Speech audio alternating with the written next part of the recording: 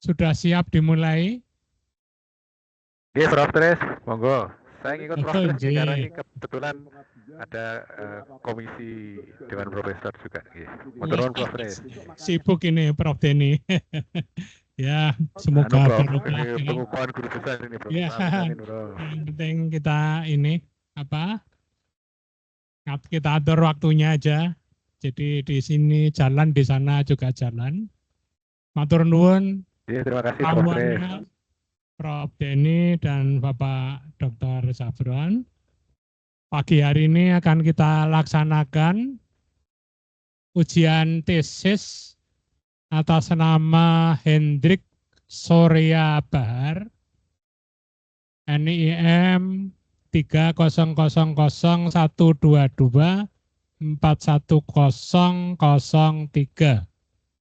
Jadi tesis ini dibimbing oleh Bapak Dr. Muhammad Helmi, SSI MSI, dan Bapak Dr. Jafron Wasik Hidayat. Sebagai penguji, Profesor Denny Nugroho Sugianto dan saya sendiri. Baiklah, sebelum sidang diskusi ujian tesis dilaksanakan, kepada Saudara Hendrik Surya Bahar diberikan kesempatan untuk menyampaikan paparan dari tesisnya yang berjudul Kajian Kerentanan Pesisir berdasarkan analisis sistem informasi geografis di pesisir Kabupaten dan Kota Pekalongan, Provinsi Jawa Tengah. Baiklah, diberikan kesempatan kepada Saudara Hendrik untuk menyampaikan paparan. Waktunya maks. Oke, silahkan.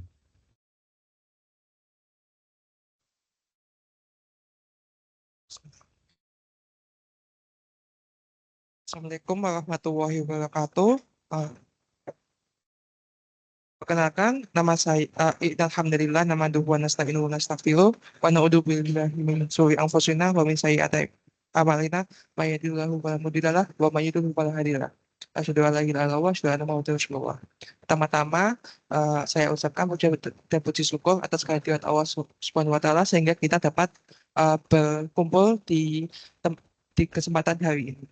Kedua, salawat serta salam saya panjatkan pada Nabi Muhammad SAW yang menyebabkan ajaran Islam dari Umat Islam ini. Kemudian perkenalkan sebelumnya yang saya hormati Profesor Denny dan Prof. Sutrisno sebagai penguji dan juga Pak Jafron sebagai dosen pembimbing saya, dan untuk Pak Helmi nanti akan menguji penyusul karena beliau sedang ada menguji di lain tempat. Oke, pada kesempatan langsung saja, pada kesempatan yang berbahagia ini, izinkanlah saya memaparkan tesis saya terkait kajian yang berjudul Kajian Kerentanan Pesisir berdasarkan analisis sistem informasi geografis di pesisir Kabupaten dan Kota Pekalongan, Provinsi Jawa Tengah. Dahuluan latar belakang dari penelitian ini di mana pesisir Kabupaten dan Kota Pekalongan yang merupakan kawasan dengan kegiatan ekonomi seperti batik, industri perikanan, dan lain sebagainya ini mengalami tekanan dari lingkungan di mana menghadapi banjir pasang yang menyebabkan kerusakan infrastruktur, terus ada juga perubahan mata pencarian, habis itu juga ada penurunan kesejahteraan masyarakat. Serta dampak negatif pada sektor pertanian, perikanan, jasa, dan industri. Kemudian banjir pasang ini juga di wilayah ini disebabkan oleh berbagai faktor yang mempengaruhi tingkat kerentanan wilayah pesisir, di mana diperlukan pemahaman terhadap faktor-faktor tersebut menjadi penting untuk menyusun strategi mitigasi yang efektif dalam mengurangi dampak bencana. Kemudian CVI adalah metode berbasis indeks yang umumnya digunakan untuk menilai kerentanan pesisir terhadap dampak perubahan garis pantai yang disebabkan oleh erosi, genangan, dan juga kenaikan permukaan laut. Oleh karena itu, kajian ini menjadi dasar dalam perencanaan mitigasi bencana di pesisir kabupaten dan kota Pekalongan. Kemudian untuk perumusan masalah, pertama adalah apa saja variabel yang berpengaruh dan bagaimana kondisinya terhadap kerentanan wilayah. Kerentanan banjir pasang di wilayah pesisir Kabupaten dan Kota Pekalongan. Kemudian kedua, bagaimana tingkat kerentanan wilayah pesisir di Kabupaten dan Kota Pekalongan. Kemudian ketiga adalah bagaimana pengetahuan dan pengalaman key person dalam mengidentifikasi kerentanan pesisir dan merumuskan strategi mitigasi bencana banjir pasang di wilayah Pekalongan. Kemudian untuk tujuan penelitian, pertama adalah mengetahui dan melakukan pemetaan variabel yang berpengaruh terhadap banjir pasang berdasarkan analisis data penginderaan jauh, survei lapangan, dan pemodelan geospasial. Kemudian kedua adalah mengkaji tingkat kerentanan pesisir berdasarkan hasil pemodelan geospasial CVI. Kemudian ketiga adalah menganalisis persepsi tentang pertenangan dan rekomendasi dari Kepesen terkait integrasi kerentanan pesisir dalam kebijakan mitigasi banjir pasang di Pekalongan. Kemudian manfaat sendiri adalah hasil analisis dari kerentanan ini diharapkan dapat memberikan data dan informasi tentang penyebab banjir pasang, area yang tergenang, serta dampaknya pada penggunaan lahan pesisir. Kemudian juga yang kedua adalah hasil kajian ini juga diharapkan dapat memperkaya asal ilmu pengetahuan terapan, khususnya di bidang oceanografi. Kemudian selanjutnya adalah waktu dan lokasi penelitian. Waktu dan lokasi penelitian untuk waktunya sendiri dimulai dari November tahun 2023 sampai Desember tahun 2024. Kemudian penelitian dilakukan di pesisir Kabupaten Pekalongan, di mana fokus pada 12 desa kelurahan, dimulai dari Desa Belacanan, Depok, Semut, Wonokoto Kulon, Api-Api, Pecakaran, Curug Sari, Bandengan, Panjang Panjang, Panjang Wetan, Rapayak dan Tegayu. Kemudian survei lapangan dilakukan dari September hingga Desember tahun 2024, kemudian pengolahan data dilakukan pada Desember 2024 sampai Januari 2025.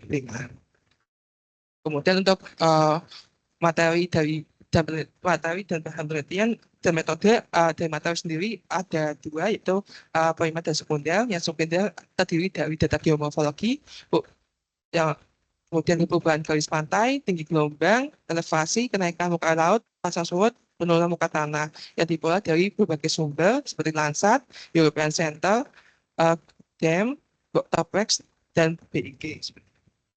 Kemudian untuk alat penelitian terdiri dari laptop untuk mengolah dan menganalisis data, kamera digital, kemudian untuk software GIS, dan software NVivo untuk analisis interview key person. Kemudian selanjutnya ada metode terdiri dari pertama ada pengolahan data geomorfologi, kemudian di mana terdiri dari pengunduhan citra, kemudian menggabungkan band, pemotongan sel, terus habis itu menentukan area sampel, habis itu melakukan klasifikasi terbimbing, habis itu melakukan proses digitasi, pengelompokan jenis, habis itu penentuan kelas kerentanan, kemudian ada juga analisis data dan layouting. Kemudian juga sama seperti sebelumnya, hampir sama, ada untuk data garis pantai di mana kami menggunakan Landsat 7, habis itu pemotongan citra, melakukan koreksi, digitasi, overlay, klasifikasi, dan membuat peta. Kemudian untuk data gelombang ini melakukan sama seperti sebelumnya, di mana kami melakukan pengundian data, penggunaan data, terus itu memangkas data, melakukan interpolasi, mengekspor hasil interpolasi, kemudian membuka data, terus menentukan kelas kerentanan, habis itu menyajikan data dalam bentuk peta, kerentanan pesisir, bentuk parameter gelombang. Kemudian juga untuk parameter elevasi hampir sama, habis itu menggunakan data, kemudian memotong citra, habis itu melakukan koreksi, menentukan nilai elevasi, menetapkan kelas kerentanan, dan menyajikan dalam bentuk peta. Kemudian untuk kenaikan muka air laut, hampir sama seperti sebelumnya, pengunduhan data, membaca data, habis itu memangkas area data, interpolasi, mengeksplor hasil interpolasi, membuka data, menentukan kelas kerentanan, dan menyajikan data dengan bentuk peta. Kemudian untuk selanjutnya adalah parameter pasang surut, di mana bersama seperti sebelumnya ada pengunduhan data menggunakan Excel untuk mengolah data, habis itu menghitung MHWL dan MLWL, kemudian menghitung rata-rata tinggi dan pasang surut, mengelompokkan nilai rata-rata tinggi pasang surut dalam kelas sementara, habis itu penyajian dalam bentuk peta. Kemudian habis itu ada parameter penurunan muka tanah, di mana kami melakukan pengunduhan data secara SLC, kemudian pemilihan pada area lokasi, menentukan pasangan data, kemudian melakukan membuat refleksi map, proyeksi, kemudian habis itu memilih sparse point, habis itu menentukan kelas kerentanan. Kemudian selanjutnya adalah pengolahan data tingkat kerentanan wilayah pesisir, di mana kami pengumpulan data yang relevan pada wilayah studi, habis itu data ini kemudian disimpan, kemudian diproses, kemudian data yang telah dikumpulkan dievaluasi, kemudian sesuai dengan kriteria kerentanan yang telah ditentukan, kemudian indeks CVI dihitung untuk mengukur tingkat kerentanan wilayah studi CVI, kemudian menentukan kategori CVI berdasarkan hasil perhitungan setiap sel, habis itu analisa data kategori CVI, kemudian layouting dan penyajian peta. Kemudian berikut adalah variabel dan kelas tingkat kerentanan, di mana tingkat kerentanan 1 berarti tidak rentan, kedua kurang rentan, ketiga cukup rentan, keempat rentan, dan kelima sangat rentan. Dimulai dari geomorfologi tingkat 1 berteping tinggi, kemudian selanjutnya, dan seterusnya. Kemudian juga ada perubahan garis pantai, elevasi, kenaikan permukaan air laut, tinggi gelombang, rentang pasang surut, dan penurunan muka tanah. Kemudian berikut adalah rumus yang kami gunakan dalam pengolahan data tingkat kerentanan wilayah pesisir, di mana ABCDE mengindikasikan atau menunjukkan parameter yang kami gunakan, di mana ada geomorfologi, perubahan garis pantai, kenaikan muka air laut, tinggi gelombang, elevasi, rentang pasang surut, dan penurunan muka tanah. Dibagi 7, di mana 7 adalah total dari parameter yang kami gunakan.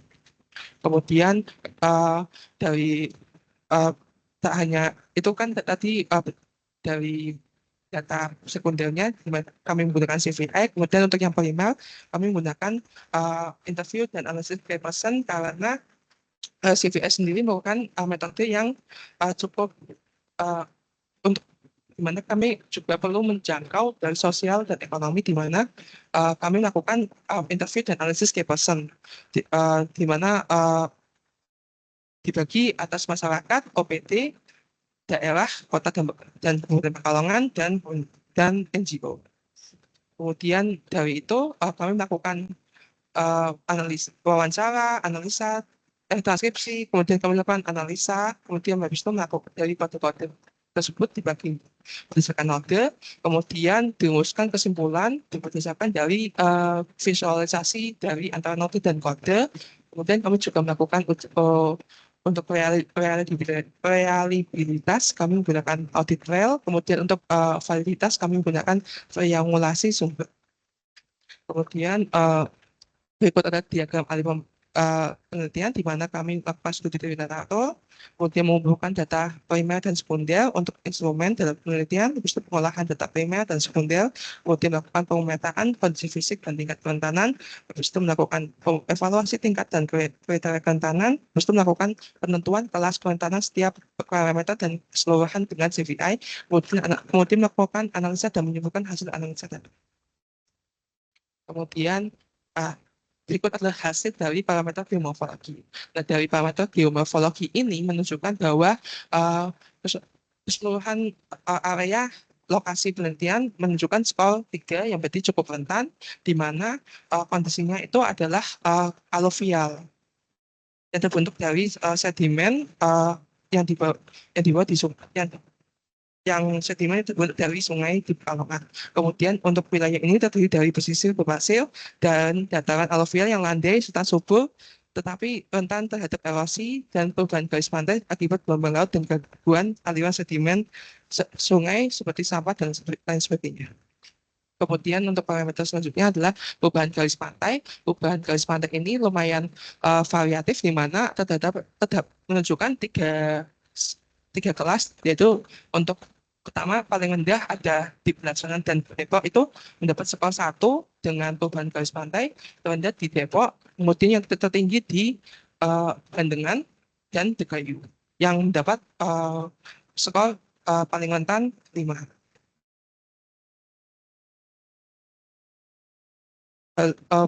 Perbedaan ini terjadi karena faktor antropogenik seperti perubahan lahan kemudian juga alih fungsi lahan dari vegetasi menjadi ke perikanan seperti itu.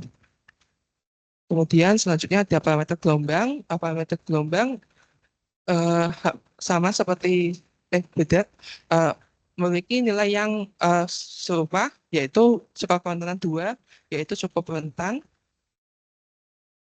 kurang rentan, di mana tinggi gelombang maksimum yang tercatat mencapai 0,8 meter. Kemudian untuk sementara itu Desa Belasaran dan Depok menunjukkan nilai tinggi gelombang sebesar 0,6 meter. Kemudian secara keseluruhan seluruh desa tersebut termasuk dalam kategori kerentanan tingkat 2 yang mengindikasikan tingkat kerentanan yang kurang rentan. Kemudian untuk selanjutnya adalah parameter elevasi. Parameter elevasi ini menunjukkan nilai yang serupa di mana seluruhnya itu memperoleh kelas yang sangat rentan, di mana 12 desa lokasi penelitian ini memiliki elevasi di bawah 1 meter, membuatnya sangat rentan terhadap banjir pasang.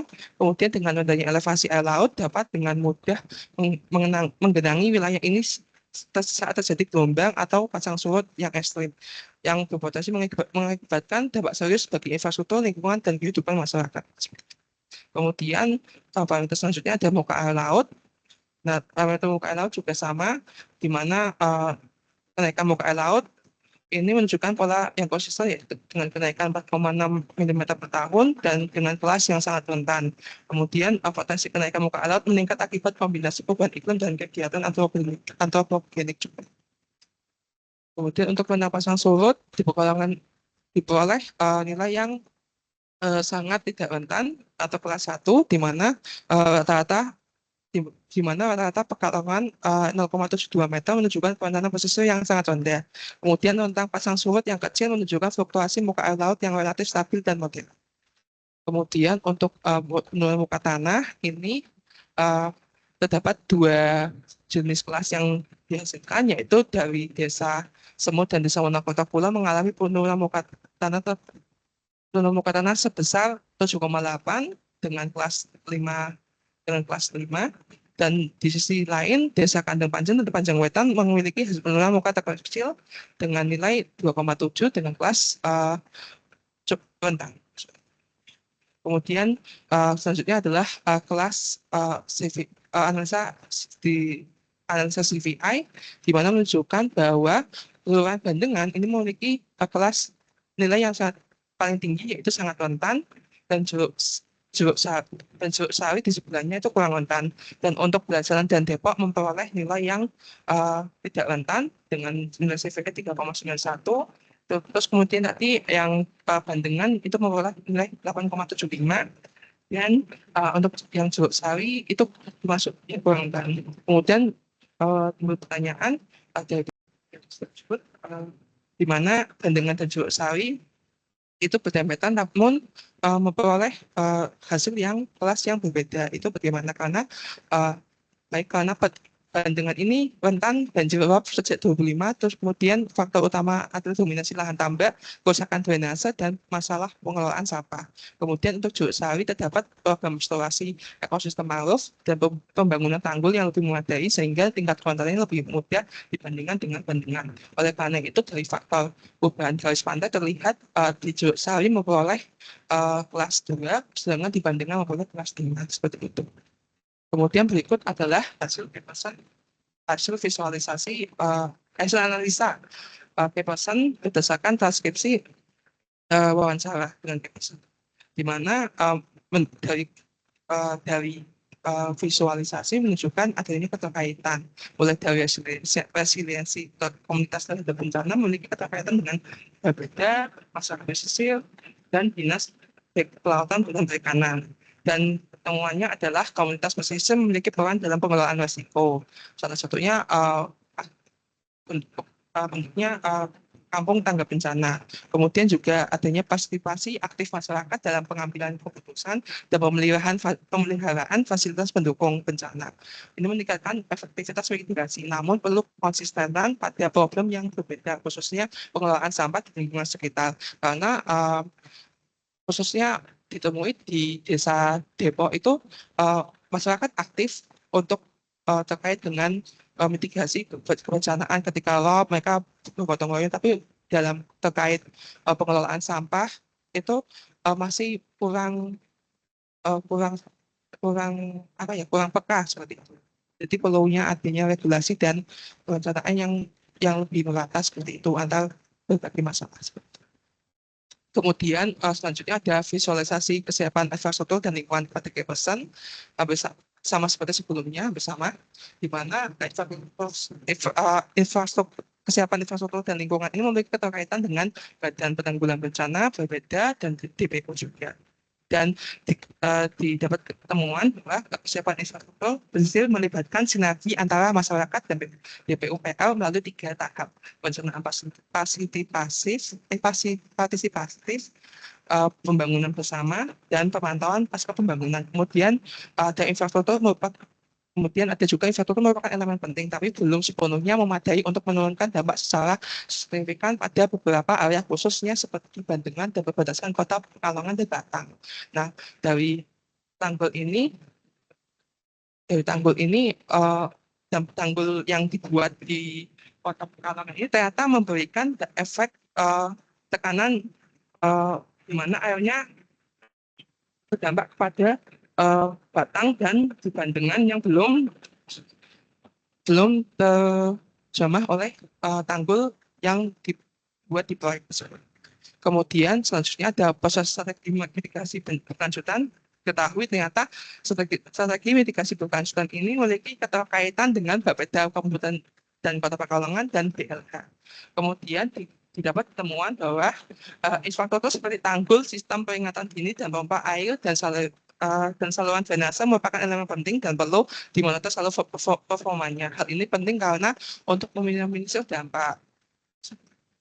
Kemudian selanjutnya adanya visualisasi untuk yang keempat ini adalah evaluasi dan pengembangan kebijakan pada Kepesan, di mana evaluasi ini memiliki keterkaitan dengan Badan Penanggulangan Bencana, Dinas Sosial, DKP, dan juga BPBD. Kemudian didapat pertemuan bahwa kebijakan yang diterapkan belum selalu responsif terhadap kebutuhan dan kondisi lokal. Contoh dampak tanggul pada perikanan budidaya yang memerlukan parit saluran air untuk mensuplai kebutuhan air guna, selanjutnya ditambah dengan dampak pembangunan tanggul yang berdampak pada area Kabupaten Batang dan juga mengarah juga pada desa Bandengan seperti itu. Kemudian kesimpulan adalah pertama, banjir pasang di pesisir kabupaten dan Kota Pekalongan dipicu oleh kenaikan muka air laut, penurunan muka tanah, dan elevasi pesisir yang rendah, yang memperpanjang durasi dan luas genangan. Kemudian juga agresi di daerah meningkatkan kerentanan, kemudian juga ditambah aktivitas manusia seperti pembangunan infrastruktur dan eksploitasi air tanah, serta kondisi aluvium yang memperparah resiko untuk parameter geomorfologi. Kemudian yang kedua adalah Desa Bandengan memiliki nilai coastal vulnerability index tertinggi yaitu 8,75 yang menunjukkan kategori sangat rentan. Kemudian juga kategori kurang rentan diperoleh oleh Desa Semut, Wonokerto Kulon, Api-Api, Desakan, dan Jauhsari dengan nilai indeks TVL 5,53. Kemudian sementara desa lain seperti Kandang Panjang, Panjang Wetan, Keapiak, dan Bikayu berada pada kategori rentan dengan nilai CVI sekitar 7,82. Kemudian juga di sisi lain, Desa Pelajaran dan Depok memiliki nilai indeks rendah dengan sebesar 3,91 yang termasuk dalam kategori tidak rentan. Kemudian yang ketiga adalah Kepesan menilai integrasi kerentanan pesisir dan kebijakan mitigasi banjir pasang di Pekalongan itu masih kurang optimal karena partisipasi masyarakat yang terbatas serta infrastruktur yang belum memadai. Diperlukan pendekatan holistik, peningkatan kapasitas, dan kolaborasi lintas pemangku kepentingan agar kebijakan lebih adaptif dan berkelanjutan sehingga mampu meningkatkan efektivitas mitigasi dan ketahanan masyarakat dan pesisir. Untuk saran, pertama adalah studi lanjutan dengan cakupan wilayah lebih luas, tambahan parameter relevan serta data berkualitas tinggi dapat meningkatkan akurasi analisis dan memberikan rekomendasi mitigasi yang lebih efektif. Kemudian juga harmonisasi data kuantitatif dan kualitatif yang mengurangi kesenjangan antara pengukuran statistik dan persepsi masyarakat, mendukung pengembangan strategi adaptasi yang terpadu. Kemudian yang ketiga adalah lakukan studi longitudinal untuk memantau perubahan penanganan seiring waktu, kemudian juga terutama dalam menanggapi perubahan lingkungan dan strategi adaptasi masyarakat. Kita tahu. Terima kasih. Mohon maaf apabila ada kesalahan. Saya kembalikan lagi kepada moderator. Terima kasih. Wassalamualaikum warahmatullahi wabarakatuh. Waalaikumsalam warahmatullahi wabarakatuh. Baik, terima kasih Saudara Hendrik Surya Bahar. Kita selanjutnya masuk ke sesi diskusi dan penilaian. Untuk itu Saudara Hendrik disilahkan duduk kembali, siapkan catatan barangkali diperlukan ya untuk mencatat pertanyaan, tanggapan, kritik, saran dari para penguji.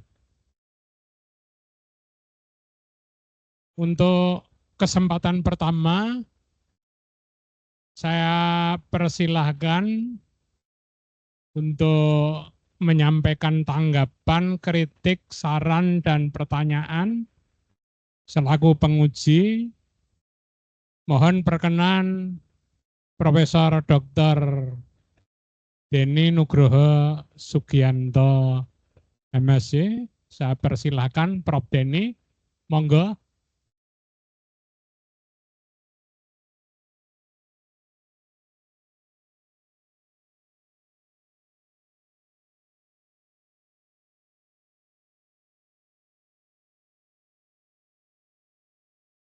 Selamat pagi, Prof. Denny. Apakah masih masih dengar suara saya, masih bergabung?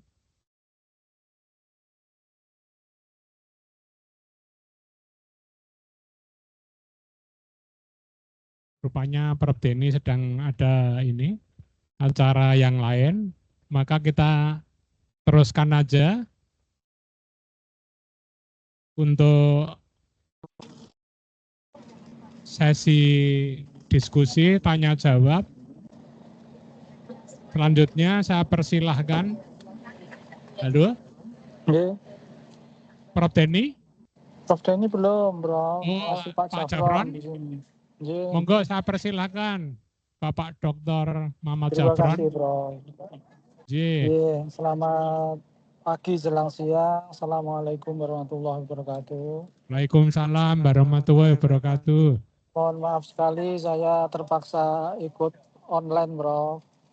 Jadi dalam ada acara, Pak kemudian Jabron. juga ini tidak berani on cam. Jadi karena ya ada di keramaian. Baik, Prof. Terima kasih sebelumnya saya sampaikan kepada Prof. Tris, Pak Dr. Helmi, dan juga Pak Prof. Dan juga selamat kepada Mas Hendri ini. Jadi saya hanya menegaskan pada prinsip kerentanan saja. Jadi untuk kerentanan itu spesifiknya kerentanan terhadap kehidupan manusia saja atau kerentanan juga lebih luas lagi kepada ekosistem, Mas? Silakan dijawab. Silakan dijawab. Langsung dijawab atau nanti Pak Jabron? Langsung dijawab boleh, Bro. Langsung, Bro. Bro. Langsung dijawab. Boleh, langsung dijawab, Bro. Oke, silakan. Baik, terima kasih atas pertanyaannya. Jadi saya mengulangi lagi pertanyaan pertama, yaitu terkait kerentanan itu fokus terhadap manusia saja atau terhadap juga ekosistem gitu.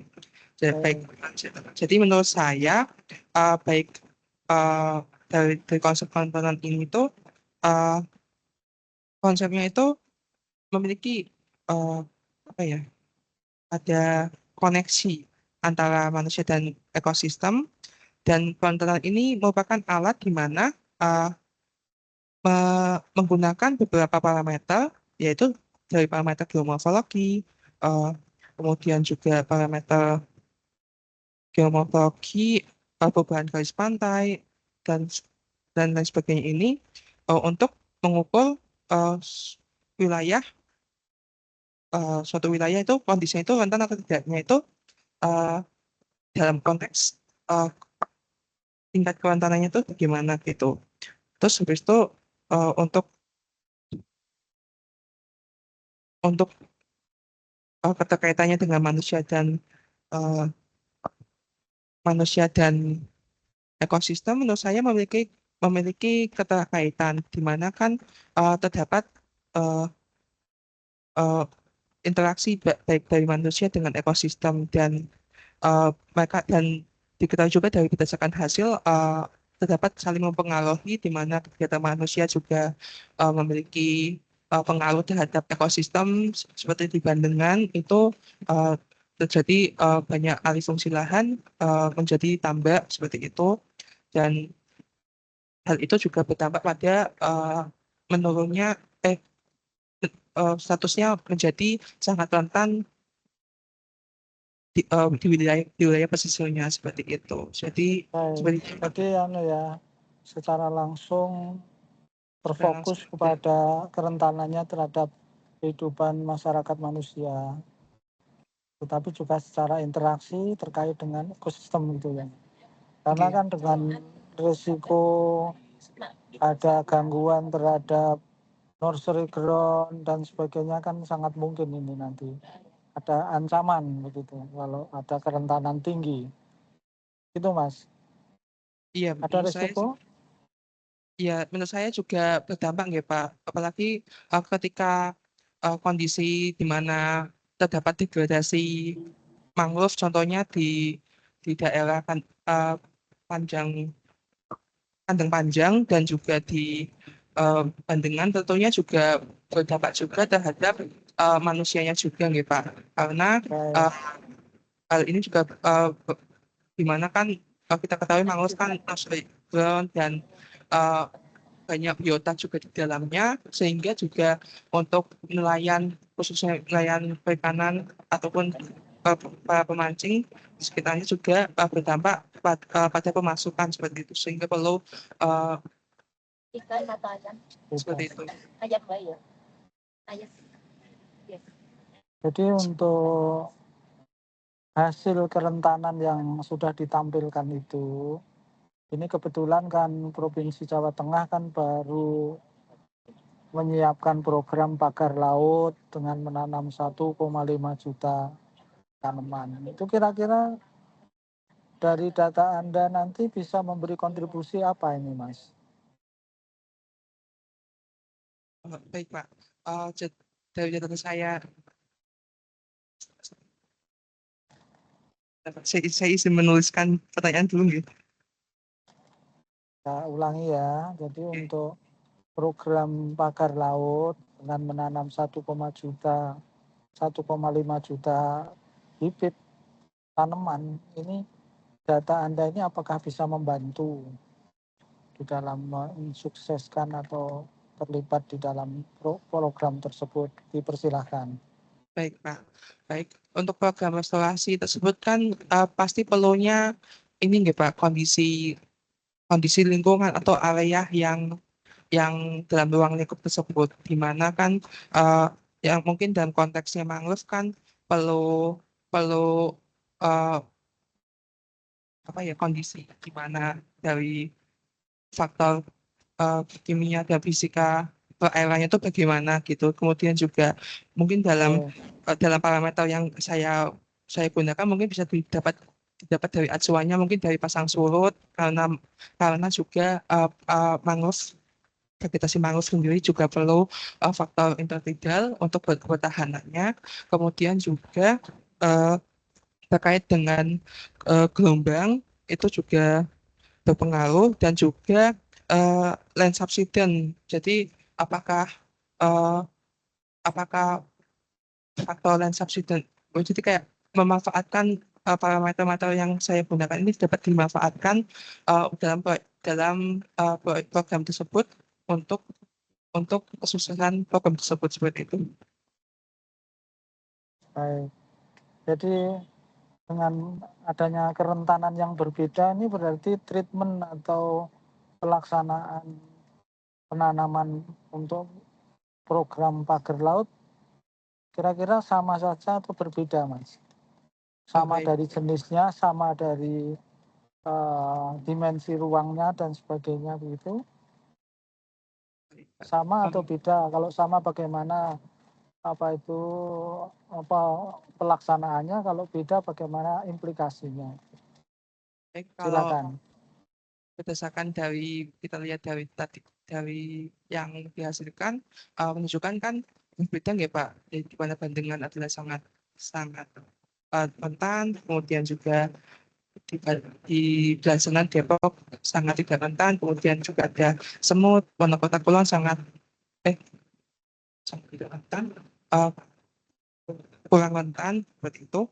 Nah, tentu saja masing-masing wilayah memiliki karakteristik oceanografi, fisika, biologis, dan kimia yang berbeda-beda. Oleh karena itu juga harus diberikan treatment yang berbeda atau planning perencanaannya berbeda juga seperti itu. Misalnya kita lihat dari Bandengan misalnya, apakah dengan perubahan garis pantai dan land subsidence yang tinggi ini kira-kira layak, kemudian jika pun layak, apakah perlu spesies mangrove apa saja yang mungkin bisa ditanam atau direstorasi kembali seperti itu. Kemudian juga kita lihat Kira-kira juga gimana dari sisi spesifik mangrove-nya, kondisi yang sesuai dan jenis yang sesuai, gambarannya gimana kira-kira dari Mas Hendrik? Kalau yang rentan itu dari kira-kira ada jenis apa atau pemilihannya yang bagaimana, mungkin ada gambarannya, karena sebagai oceanografi ini harus mengkaitkan banyak faktor untuk bisa melakukan rehabilitasi lingkungan. izin menjawab Pak, untuk treatmentnya mungkin bisa melalui ini Pak. Atau bahasa kasarnya untuk menanam mangrove itu harus kondisi substrat dan garis pantai yang bagaimana, mungkin dibalik. Untuk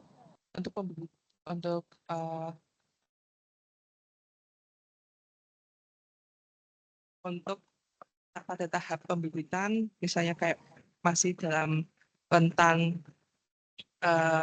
tanaman yang masih Seedling atau sapling. seedling kalau nggak salah ya, itu tuh memerlukan lebih kondisi lingkungan yang stabil, di mana seperti contohnya faktor land subsidence, SLL, sea level rise-nya itu harus Ya mohon maaf, nanti kalau statusnya itu rentan, kerentanannya tinggi, terus dituntut stabil, itu kan berarti ada pengkondisian. Berarti harus ada tanam kan gitu. Gimana? Kalau dicari stabil, penstabilan ya berarti satu aksi sebelum treatment, sebelum perlakuan, sebelum penanaman. Gimana? Kalau misalkan dari saya sih, dari pemahaman saya, diperlukan ini Pak, pemetaan kondisi lapangan dahulu, terus kemudian juga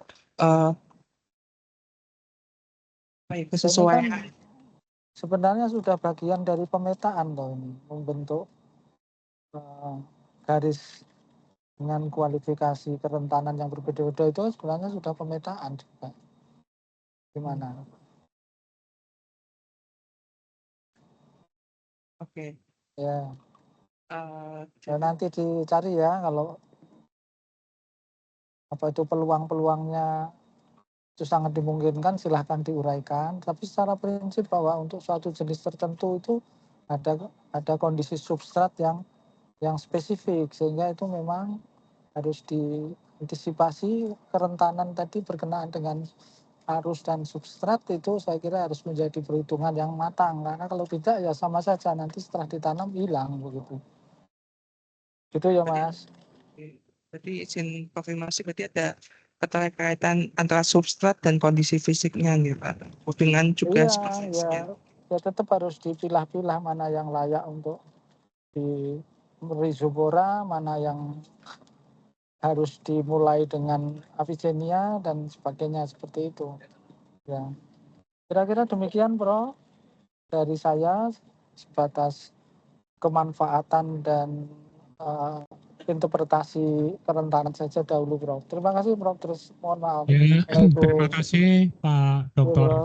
Sabron atas kritik, saran, Terima kasih. pertanyaan, dan masukannya. Kembali, Bro. Sudah dicatat ya? Oke. Mohon Pak Cabron nanti Iya, Bro. komentar tertulis, saran-saran tadi, serta nilai langsung dikirim ke Pak Astomo. Pak Agus. Siap, Bro. Matur suwun. Baik. Iya, Matur nanti nuwun. sekiranya ada jaringannya mulai terputus, ini mohon maaf nih, Bro. Izin. Ya, Iya, matur makasih. nuwun Pak Cabron. Muka barokah, ya. Baik, untuk penguji seterusnya, yang sebetulnya tadi yang pertama, Prof. Denny, apakah sudah bisa bergabung kembali?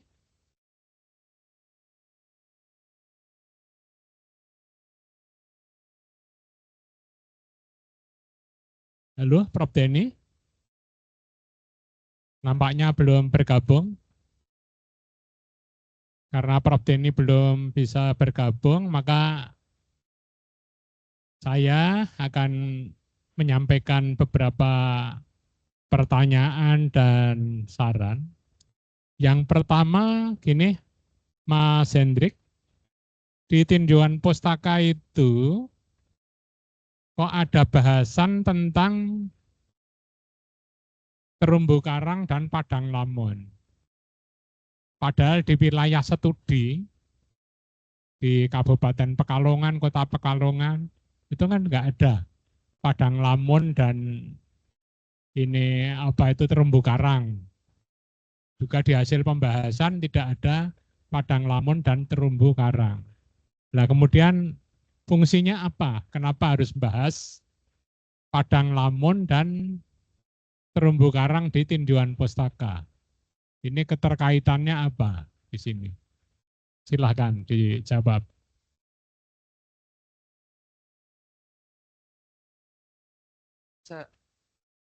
Pemahaman saya, pengertian saya, Prof, tinjauan pustaka kan itu kan di ekosistem pesisir, nggih. Jadi saya ingin mengelaborasikan bahwa di ekosistem pesisir itu tidak hanya ada mangrove saja, tapi juga ada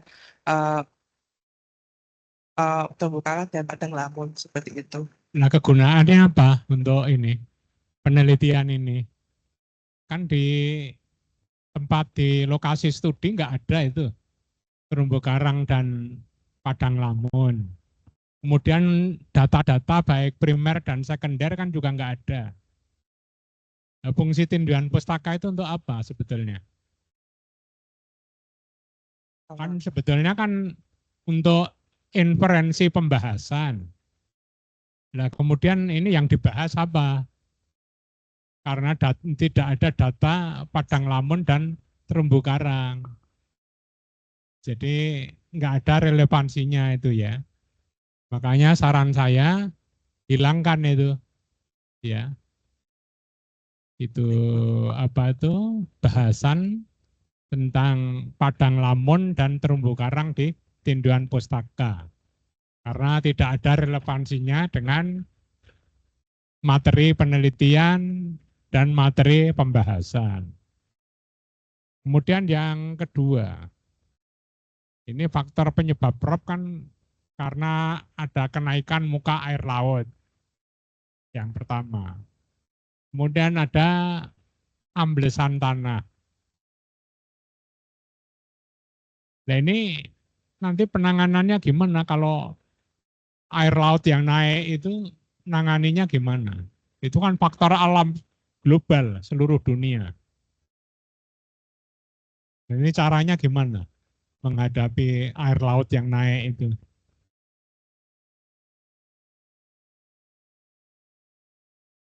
Kalau berdasarkan dari apa eh, hasil wawancara dan juga survei eh, dapat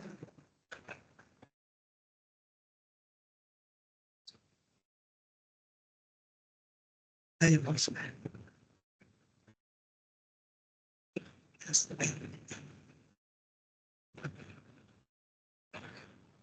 eh, baik eh, kenaikan air laut kan tentunya berdampak kepada Itu kan akibat es dan salju yang mencair di kutub itu ya, sehingga nambah volume air laut.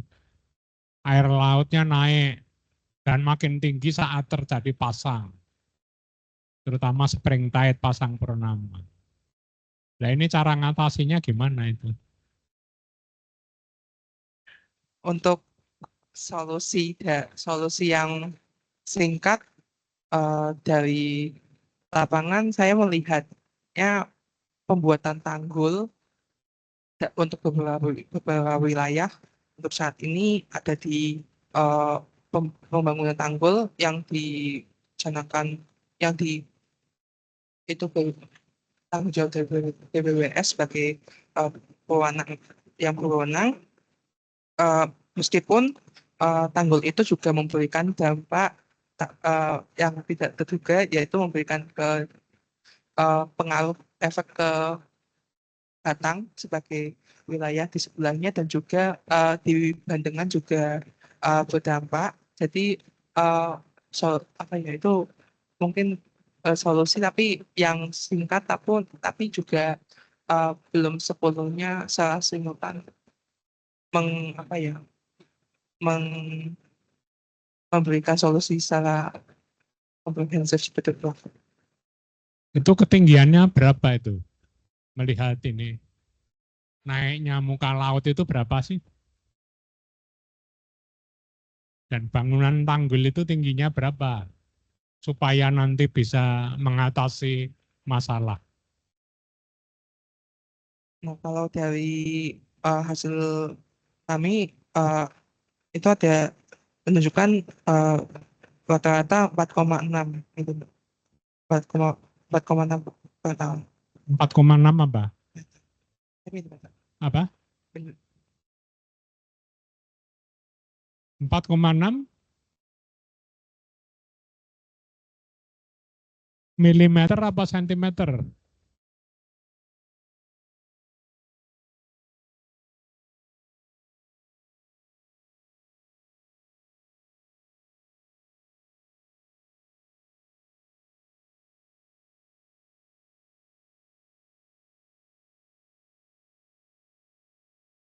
Milimeter.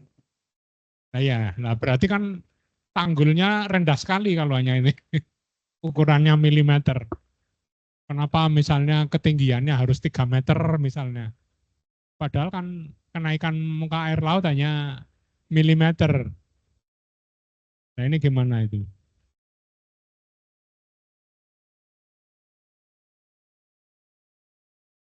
Karena eh, ada ada lajunya. Apa?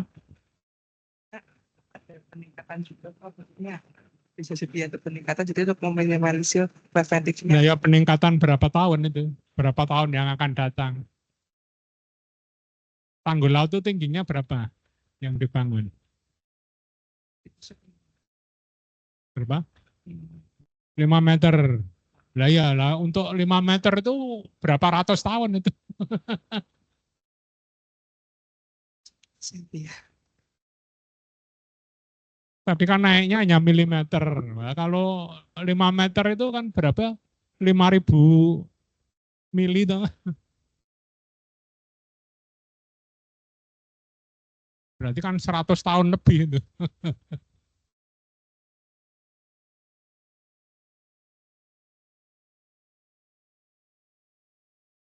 Ya itu karena yang diperhitungkan tidak hanya pasang rata-rata, karena ada spring tide, perigi, saat pasang sangat tinggi itu kok kondisi ekstrim.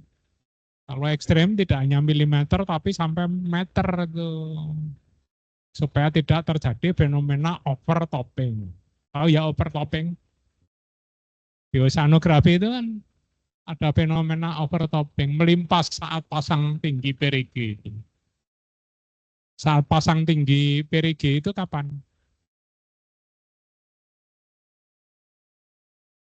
Dulu kuliah diberitahu tuh fenomena pasang surut tuh. Pasang yang sangat tinggi, pasang ekstrim itu kan saat spring tide, fase perigi. Itu lintasan rotasi bulan mengelilingi bumi, itu kan elip, ya. Waktu terjadi posisi garis lurus, sejajar garis lurus, bulan, bumi, matahari satu garis lurus, bulan berada pada kondisi paling dekat itu namanya perigi. Dia menarik, jadi gravitasi bulan menarik massa air laut menjadi sangat tinggi. Itu perigi. Nah kalau elip terjauh, itu apoge. Ya, itu harus paham itu ya, masalah sea level rise itu. Nah, kemudian di sini kan yang kedua ada amblesan tanah. Nah, ini saya lihat ini data-data amblesan tanah itu di pembahasannya kok enggak ini, tidak dibahas secara komprehensif. Kan ada faktor pengambilan air tanah dari industri, dari masyarakat, dari pelabuhan, dari TPI, PPI, ya, terus dari tambak juga ngambil untuk pengenceran itu.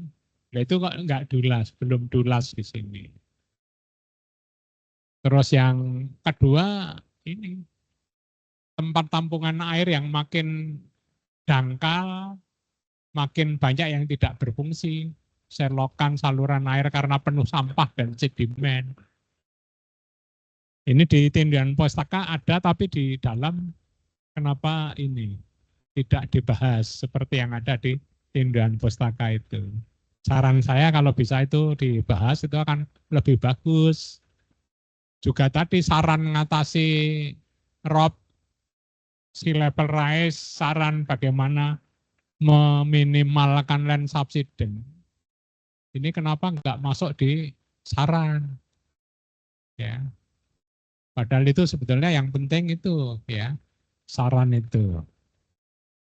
Jadi saya harapkan saran itu menyesuaikan dengan ini kesimpulan, tindak lanjut dari simpulan.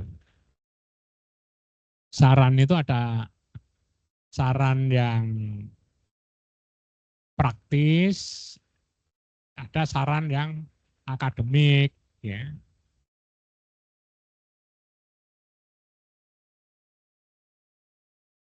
Itu ikuti aja di apa? Di simpulan ya. Kalau saran praktis ditujukan kepada siapa? Pertama kepada pemerintah, pada BBWS bagaimana, pada DLH seperti apa, pada Dinas Kelautan Perikanan seperti apa.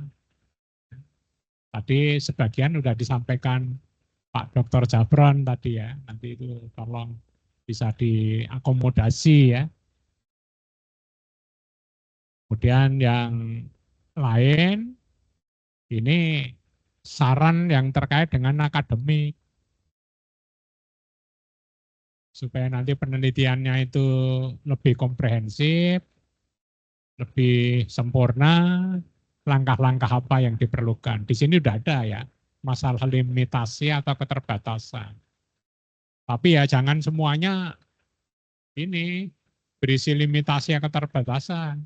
Nanti kalau itu terlalu menonjol dianggap tesisnya ini tidak memperhatikan keterbatasan yang ada. Ini malah melemahkan penelitian dan tesis ini. Kemudian yang lain yang saya harapkan nanti dimunculkan masalah kebijakan yang terkait dengan regulasi. Karena nanti dalam penanganan ROP itu sangat berkaitan dengan masalah penataan ruang dan penaatan tata ruang. Artinya ada peraturan pemerintah nomor 21 tahun 2021 tentang itu tata ruang terintegrasi matra darat dan matra laut yang harus ditaati. Yang kedua, peraturan pemerintah nomor 22 tahun 2021 tentang penyelenggaraan,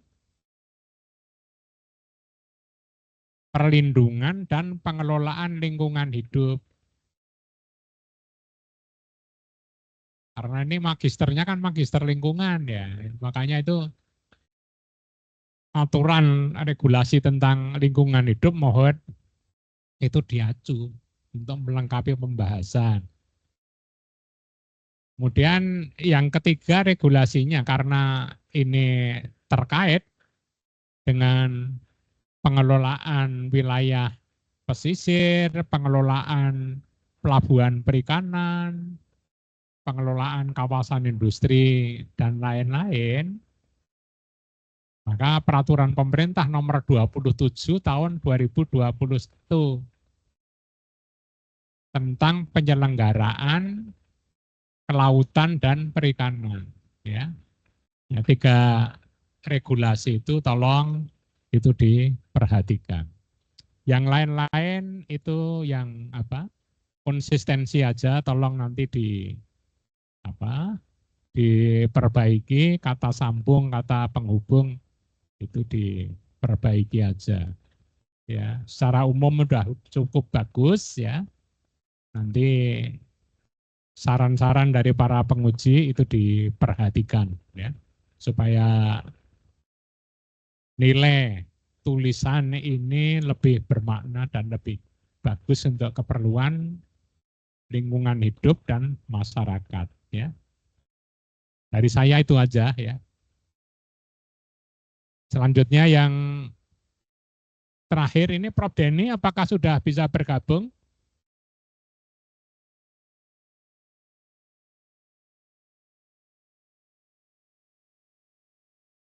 Bapak Dr. Helmi?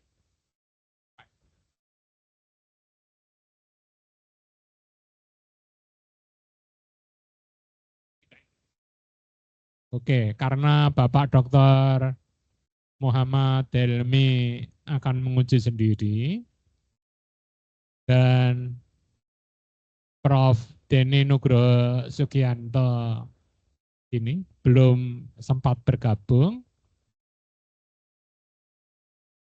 maka nanti Prof. Denny dan Pak Dr. Helmi ini bisa menguji sendiri ya, menguji sendiri sekaligus nanti menyampaikan penilaian dan saran-saran baik secara lisan maupun secara tertulis.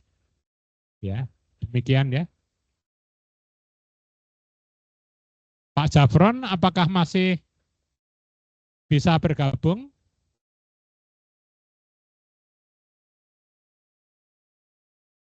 Oke, nampaknya udah ini.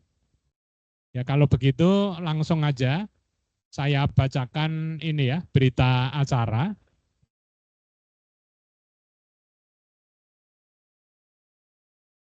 Ada pertanyaan dari Mas Hendrik?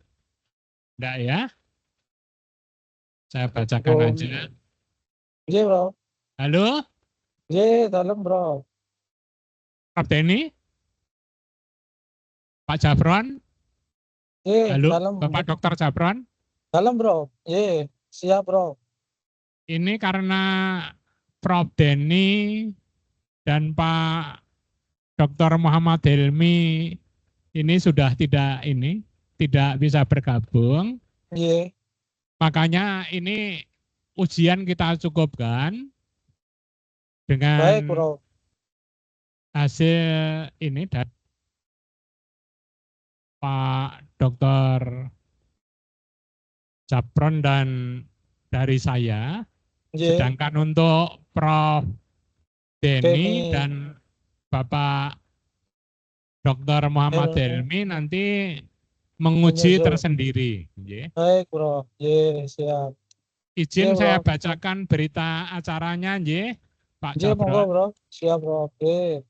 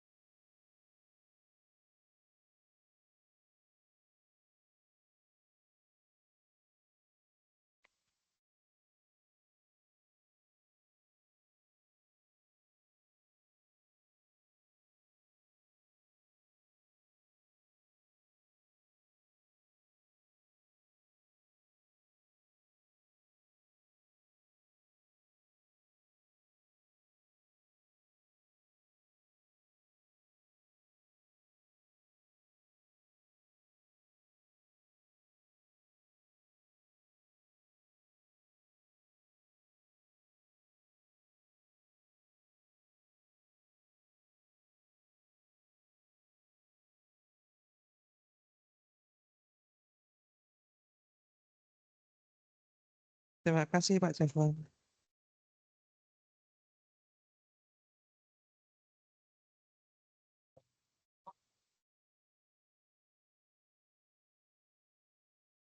Waalaikumsalam warahmatullahi wabarakatuh. Terima kasih Pak Japron, Prof. Denny. Kembali, Mas Hendy. Selamat.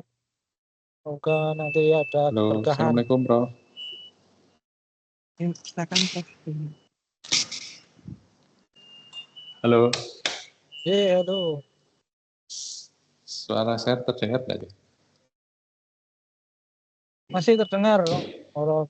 Karena dari sana tadi pas presentasi tidak terdengar. Halo Prof. Denny, bisa mendengar suara saya?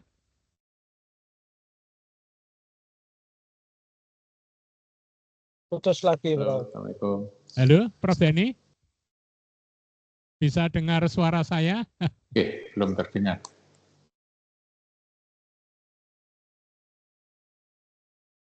Halo Prof. Denny. Prof. Denny. Belum terdengar, Prof. Belum terdengar?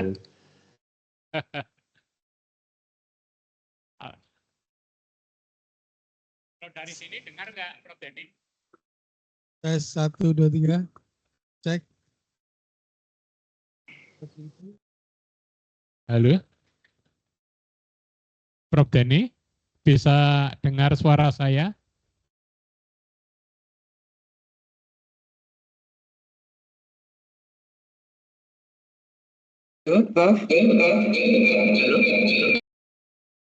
Bisa dengar suara saya?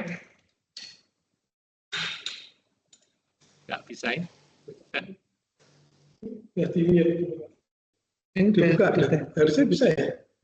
Tes. Halo, Prof. Oh, Prof. Denny? Halo? oh, nggak bisa emang. Kenapa? Oh, nggak bisa. Oh, nggak bisa semua ya? Apa itu benar?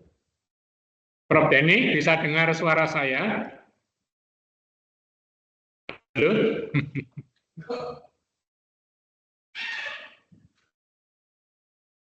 Halo, Prof. Assalamualaikum. Kalau dari Terdengar sini suaranya. dengar suara Prof. Denny jelas dari sini. Kalau suara saya bisa didengar Prof. Denny?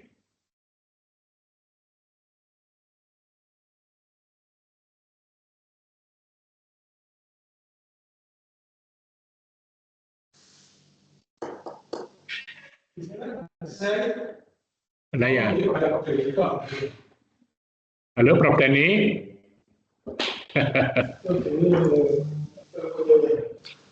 Ditelepon aja, langsung uji aja dari sana. Kalau dari sini dengar. Tapi saya dengar dari sana. Nah ya. Berarti cuma saya.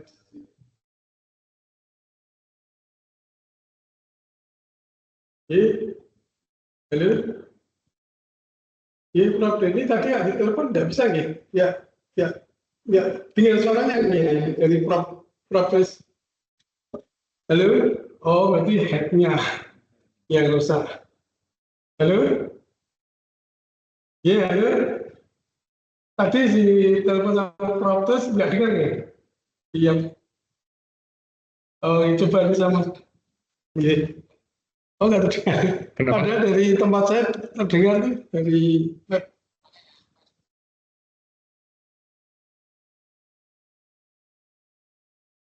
Oh. Ya ini dicoba, ini protes ngapul apa? Tapi gambarnya kelihatan ya. Tapi protes nggak dia. Saya nyoba di laptop yang lain dengar, mungkin di tempatnya Prof.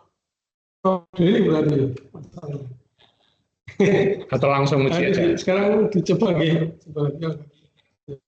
Enggak, Prof.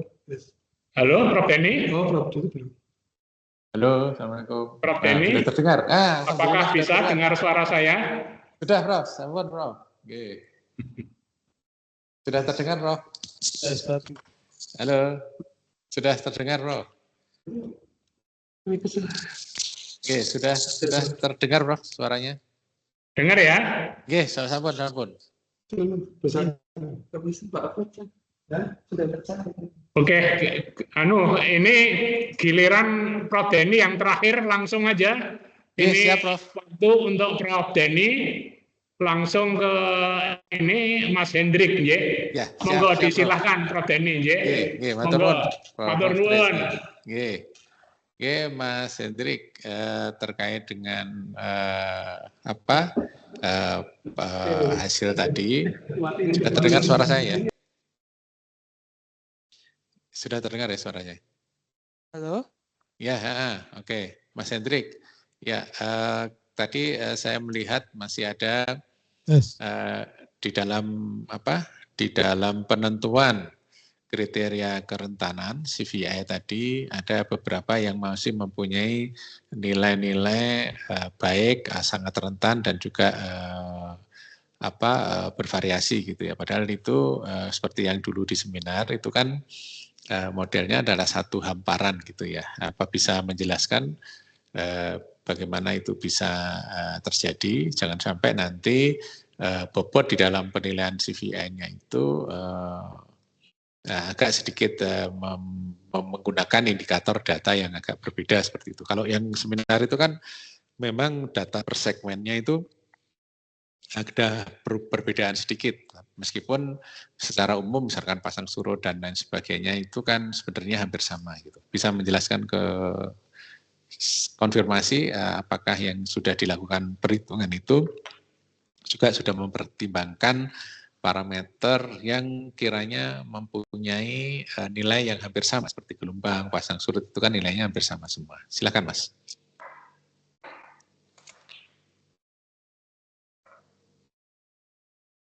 Silakan Mas Hendrik, terdengar ya?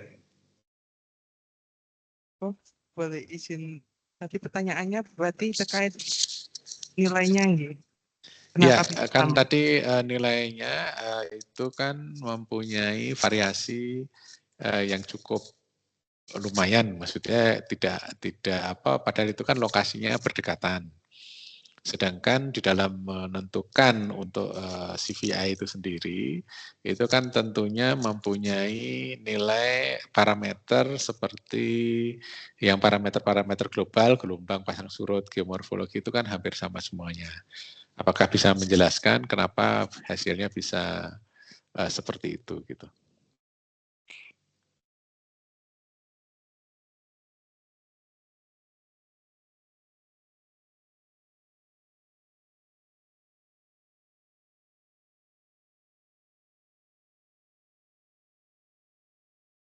Silakan Mas. Bentar.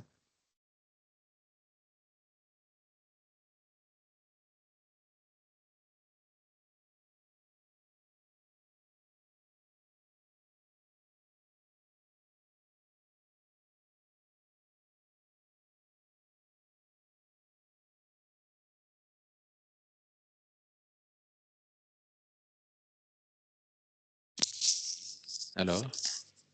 Bentar.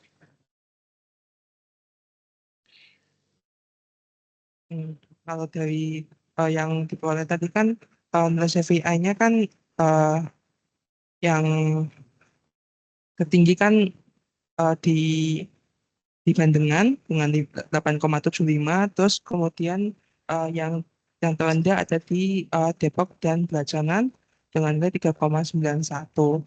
Ya. Hal itu berbeda karena parameter yang mempengaruhi nilai tersebut memiliki nilai yang berbeda seperti itu. Iya. Seperti itu. Kan parameter yang umum itu kan mempunyai koefisien atau nilai yang hampir sama, misalnya pasang surut, gelombang, geomorfologi, itu kan salah satu parameter-parameter kunci ya. Kenapa inputnya itu juga agak sedikit berbeda-beda gitu di setiap segmen yang dengan inputkan gitu.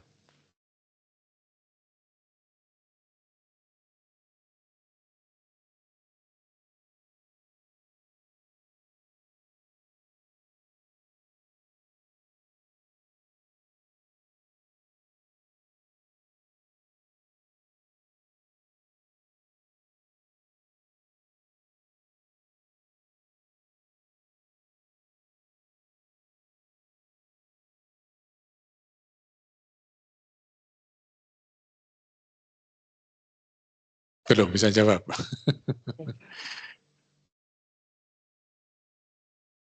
Nggak bisa jawab.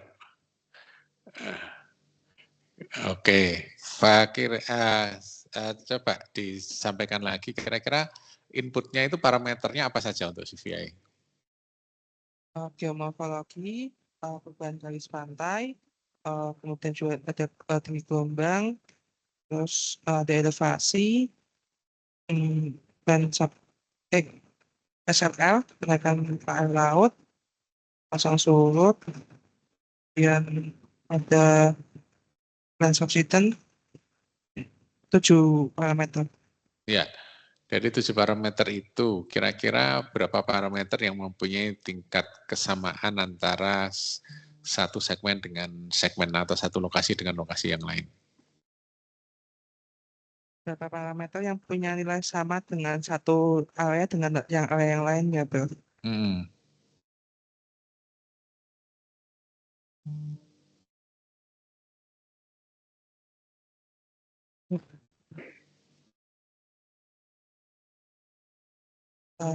Dua, elevasi sama kenaikan muka air laut. Ya, padahal misalnya nih, itu kan Itu loh, berdekatan nih. Ya, dari itu kan banyak yang berdekatan tuh, seperti garis pantai, kemudian di gelombang pasang surut dan lain sebagainya. Itu tadi. Jadi mungkin nanti minta tolong Mas Hendrik bisa dicek lagi ya, kaitannya dengan perhitungan untuk input data penilaian CVI-nya tersebut. Ya. Kemudian yang kedua, kaitannya dengan upaya strategi apa yang bisa Mas Hendrik tawarkan ketika mengetahui pantainya mempunyai tingkat kerentanan yang tinggi seperti itu. Baik, Prof. Jika melihat dari hasil wawancara dan juga hasil analisa CVI yang diperoleh, kita ketahui ada yang sangat rentan, itu dari hasil itu menunjukkan untuk mitigasinya itu terdiri dari banyak mitigasi, dari yang pembangunan infrastruktur, juga ada monitoring, dan juga infrastrukturnya itu terdiri dari tanggul, pemecah ombak, terus habis itu juga ada rumah pompa, dan juga revitalisasi drainase di beberapa titik seperti itu. Ya. Dan juga untuk beberapa area juga perlu untuk yang layak mungkin bisa dilakukan restorasi vegetasi mangrove seperti itu. Ya, Mas Hendrik kan saat ini lagi booming kaitannya dengan program pemerintah untuk Giant Seawall.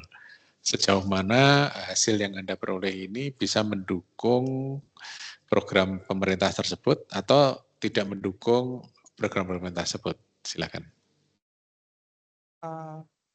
Kita ketahui bersama ada rencana kebijakan Giant Seawalls yang estimasinya 2.000 triliun dan keterkaitan dengan riset yang saya lakukan ini tentunya harapannya dapat dijadikan support data dalam konteks apakah itu kan untuk kebijakan tersebut kan masih belum ini apakah dibangun tembok semua ataukah tembok atau vegetasi mangrove atau sebagainya seperti itu. Nah, mungkin dari data dan hasil yang saya peroleh mungkin bisa dijadikan acuan pada suatu wilayah atau area mungkin lebih condong untuk dibangun Giant Seawall seperti itu. Kemudian juga untuk beberapa wilayah yang sekiranya dalam kelas yang sangat tidak rentan, itu mungkin dapat berpotensi untuk dijadikan restorasi kembali vegetasi mangrove agar ekosistem di pesisir tersebut tetap masih hidup seperti itu, Pak. Oke, kalau dari sisi Anda sendiri, bagaimana melihat nilai kerentanan yang Anda peroleh dengan kebutuhan dalam penanganan kerusakan pantainya itu sendiri? Nilai yang diperoleh dengan kebutuhannya nih, Prof. Ya.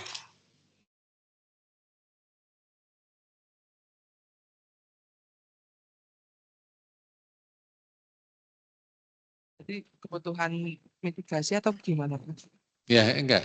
Kebutuhan apa yang harus dipenuhi pemerintah terkait dengan hasil yang Anda peroleh? Iya. Baik, Prof. Bisa menjawab dari hasil yang saya peroleh dan kebutuhan itu harapannya pemerintah dapat melihat dan menimbang terkait untuk membuat kebijakan dan keputusan yang lebih apa ya, dapat dijadikan acuan untuk membuat kebijakan yang lebih mumpuni. Contohnya misalnya pada pembuatan tanggul di Kota Pekalongan itu mungkin dapat bisa dari hasil saya itu mungkin dapat dijadikan masukan dari pemerintah untuk bagaimana untuk memitigasi dampak untuk daerah di Kabupaten Batang yang karena pembangunan tanggul itu, kemudian juga yang di Gandengan itu juga dapat dijadikan saran gitu dari buat pemerintah untuk mitigasinya itu bagaimana seperti itu. Kemudian juga terkait sampah mungkin dapat sampah juga seperti itu. Oke, ya itu ya, terima kasih. Jadi kalau bisa nanti tolong dicek sekali lagi kaitannya dengan hasil CVI tadi, karena itu kan hamparannya hampir berdekatan, hampir sama, sehingga nilainya tidak terlalu signifikan berbedanya, karena kan itu nantinya akan berdampak kepada mana yang kategori tinggi itu nantinya yang akan mendapatkan perhatian dari pemerintah untuk mendapatkan prioritas seperti itu. Oke, terima kasih, sukses, selamat selalu. Waktu kami kembalikan ke Prof. Tris. Matur nuwun Prof. Tris. Salam sehat selalu Prof. Matur nuwun Prof. Denny yang telah berkenan ini bergabung menguji. Prof. Mohon maaf ini. Karena Pak Dr. Helmi selaku pembimbing dan penguji berhalangan hadir, maka sesi ujian kita cukupkan sekian. Nanti mohon tanggapan, komentar, serta nilai dari Prof. Denny langsung disampaikan ke Pak Hastomo. Siap Prof. Tris. Siap. Matur nuwun Prof. Tris, sehat Prof. selalu Prof. Denny ya, salam sehat, sukses selalu. Matur nuwun Untuk Prof. seluruh keluarga matur nuwun, sami salam untuk Ibu juga. Matur nuwun Prof. Baiklah, ini sidang ujian ini kita anggap selesai. Nanti masih dilanjutkan oleh Pak Dr. Helmi di lain waktu. Selamat untuk Mas Hendrik. Terima kasih untuk Prof. Denny dan Pak Dr. Jabron. Pertemuan saya tutup dengan ucapan Alhamdulillahirobbil alamin. Wassalamualaikum warahmatullahi wabarakatuh.